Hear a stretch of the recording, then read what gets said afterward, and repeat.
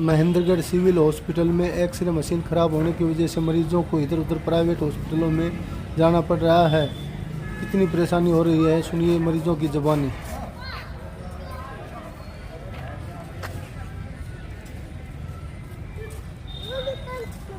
क्या नाम है आपका? पूजा कहाँ से हो? झगड़ोली। कैसी क्या समस्या हुई? मैं फेफड़ों में दर्द था, एक्सरे के लिए गई थी, उन्होंने बाहर से करवाया। आप सिविल हॉस्पिटल में गए थे? हाँ। तो फिर सिविल हॉस्पिटल में क्या कहा कि एक्सरे यहाँ नहीं होगा, बाहर से करवाओ? हाँ, मशीन खराब हो गई। 5-4 दिन मशीन ठीक होगी तो एक्सरे कर रहे हैं वहाँ पे लोगों के एक्सरे कर और रहे हैं। दूसरे लोगों के एक्सरे कर रहे हैं। आपका क्या नाम है? मेरा धनपत सिंह, आप कहाँ से हैं? झगड़ोली। अच्छा, तो क्या कर रहे हैं बताएं आप थोड़ा। ये मैं लड़की को ले गया था हॉस्पिटल में, तो डॉक्टर ने ये कहा भी एक्सरे बाहर होंगे, यहाँ पे मशीन ख़राब है। और लोगों के एक्सरे कर रखे थे, तो इसके गरीब बच्चे का 500 रुपये ले लिए बाहर वहाँ पे। बताओ क्या फ़ायदा है वहाँ सरकारी हॉस्पिटल? क्या कहना चाहेंगे आप इस मामले में? क्या हॉस्पिटल में उन कर्मचारियों की या डॉक्टरों की किसकी गलती मानते हैं और कैसे क्या सुधार की गुंजाइश है? क्या भाई ये डॉक्टरों की सरासर गलती है। डॉक्टरों का कमीशन हो गया तो बाहर से, और लोगों के एक्सरे हो रहे हैं सभी के। हमारे बच्चे के नहीं किया गया, तो रैनी लैब में भेज दिया, वहाँ 500 रुपये लग गए। गरीब बच्चे का क्या फ़ायदा है बताओ? कि इनका मिली वगैरह है या कोई इनका कमीशन होगा? क्या आप कार्रवाई की मांग करते हैं? ऐसे कार्रवाई तो होनी चाहिए। आपका धर्मेंद्र, कहाँ से? बलाना थे। तो क्या आप एक्सरे करवा के लाए? हाँ जी, तो कर रहे हैं? हाँ जी, अच्छा अच्छा, तो कोई दिक्कत नहीं, सबका कर रहे हैं? हाँ जी, सबका।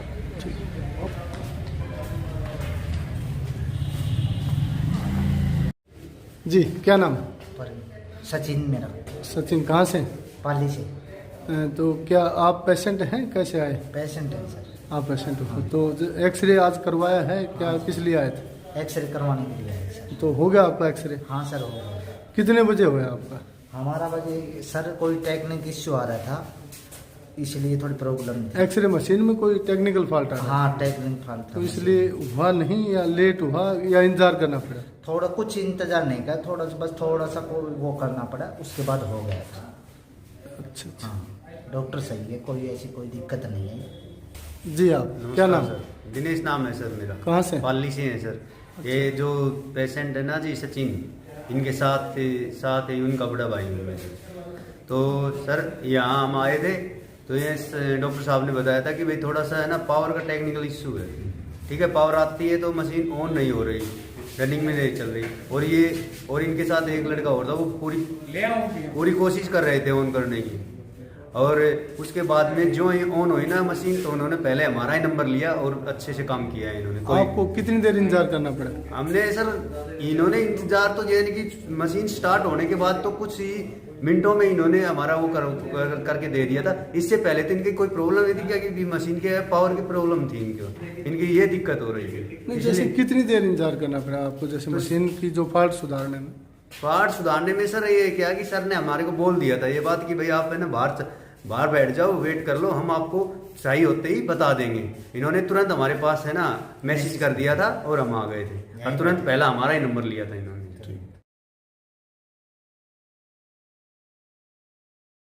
क्या नाम? हाँ जी, मेरा नाम नरेंद्र कुमार है और मैं एक्सरे डिपार्टमेंट में रेडियोलॉजी ऑफिसर हूँ। और आज सुबह जैसे कि हमने सुबह काम स्टार्ट किया 9 बजे, तो हमने पर्चियाँ लेके जैसे जैसे पेशेंट को बुलाया, तो जब हमने जैसे ही हमारा कंट्रोल पैनल है, इस कंट्रोल पैनल को जब हमने ऑन किया तो इसमें एरर कोड 7 आया हुआ था जी। ये हमारा कंट्रोल पैनल है जिससे कि हम इसको ऑन करते हैं जी। और इसमें ये टेक्निकली एरर कोड 7 आता है, जिसका कि स्क्रीनशॉट भी है मेरे पास। ये इसमें एरर कोड 7 आ रहा है। जब इसमें किसी भी तरह का टेक्निकली एरर आता है तो मशीन ऑटोमेटिक है, हाई फ्रीक्वेंसी एक्सरे मशीन है, ये ऑटोमेटिकली ऑन नहीं होती है।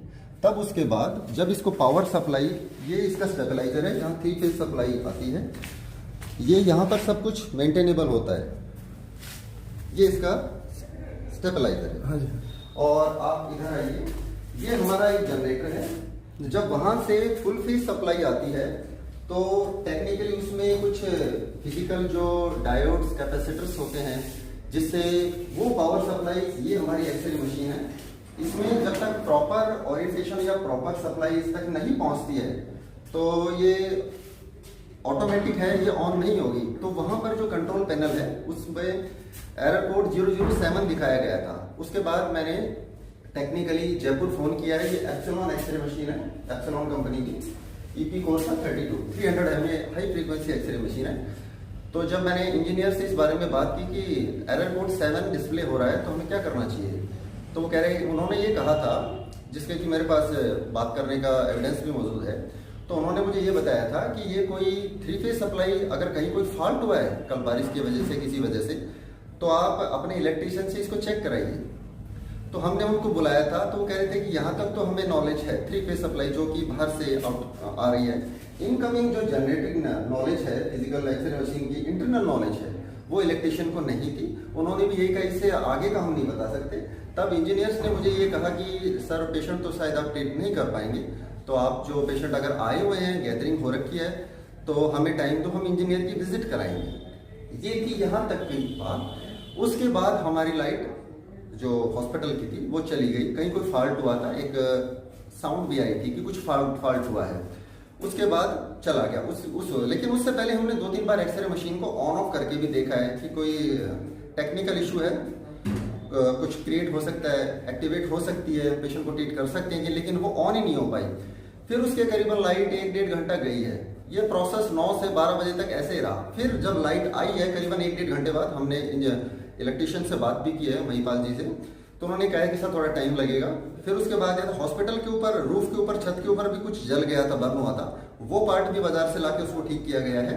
देन उसके बाद जब यहाँ पर 3 फेज सप्लाई जो कि अभी आपने स्टेबलाइजर के हिसाब से दिखाया है, इन 2 फेजेस में, फर्स्ट और थर्ड फेज में सप्लाई आ गई थी। सेकंड फेज बिल्कुल ब्लैंक था, यहाँ कोई सप्लाई नहीं थी, मतलब एक फेज में गड़बड़ थी।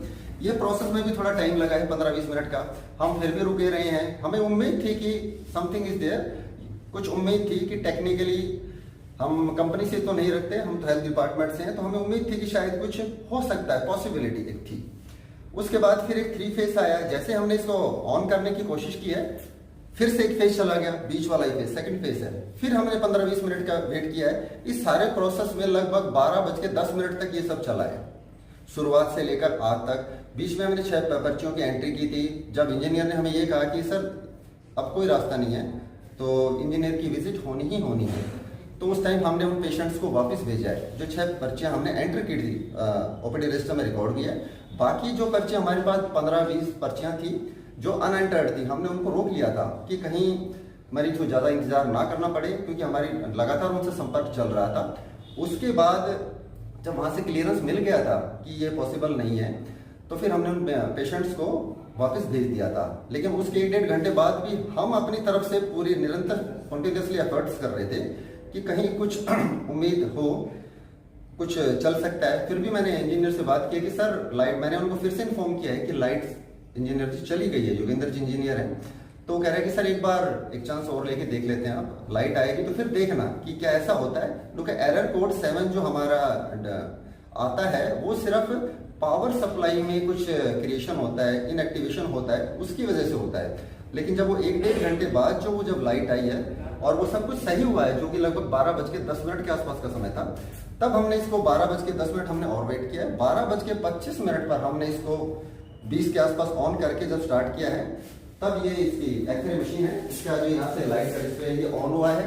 और फिर वहां पर हमने इसको एक्सपोजर, एक हाफ एक्सपोजर है, उसको हमने ऑन करके देखा है।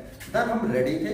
फिर भी हमने 5 मिनट, जैसे ही सब एक्टिवेट में आया है ये सब, हमने तुरंत जो हमारे मेडिको लीगल केसेस जो पिछले 3 दिन से एडमिट थे, 2 दिन की छुट्टियां थी, हमने मेडिको लीगल केसेस जो पाली गांव से थे, उन तीनों पेशेंट्स की हमने स्टार्टिंग वहां से की है। उसके बाद से लगातार कॉन्टिन्यूसली मैं लगातार पेशेंट्स को ट्रीट करता हूँ। तो आज लगभग कितने पेशेंट आप मानते हैं जो एक्सरे करने से वंचित रहे हैं? लगभग 6 पेशेंट तो शुरू में जिनकी एंट्री हुई थी, और उसके बाद 6 तो वो वापस गए हैं, लगभग 6-7, और कुछ जो अनएंटर्ड थी उनको हमने रोक लिया था कि अब पॉसिबल नहीं है, वो हमने तब रोक लिया था। फिर हमने उनको वापस भेजा है कि अब पॉसिबल नहीं है। आप उनके लगभग 10-15 पेशेंट यहाँ खड़े भी थे, उन सब के सामने ही ये सब चीज़ें जो चल रही थी, प्रोसेस चल रहा था, ये सब उनके सामने ही हुआ था, और वो उस बात से पूर्णतः संतुष्ट थे।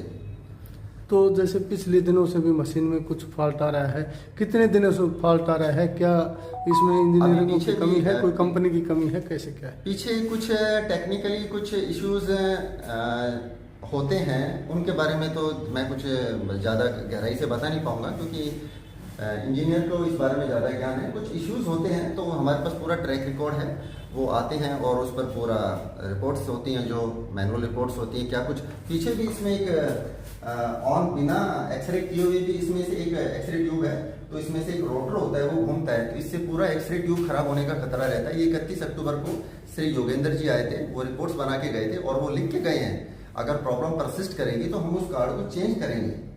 तो अभी वो उस टाइम डॉक्टर मोनू यादव, जो कि हमारी एसएमओ मैडम है, वो यहाँ खुद फिजिकली प्रेजेंट रही थी, तो उन्होंने कहा था कि अभी तो ये वर्किंग में ही चल रहा है और किसी वजह से टेक्निकली अगर ये कुछ इसमें चेंजेस आते हैं, इनएक्टिवेशन होता है, तो ये लाइट की फ्लक्चुएशन की वजह से होता है। और आज भी जो इशू रहा है फ्लक्चुएशन की वजह से रहा है। जैसे कुछ गरीब पेशेंट आते हैं, कुछ एमएलसी केस आते हैं, हाँ, बिल्कुल। और इमरजेंसी में जैसे मशीन खराब हो जाती है, क्या इसका कोई हॉस्पिटल के पास अल्टरनेट है, किसी साथ में किसी प्राइवेट हॉस्पिटल से लिंक होके और उसका काम टेम्परेरी रूप से चलाया जाए?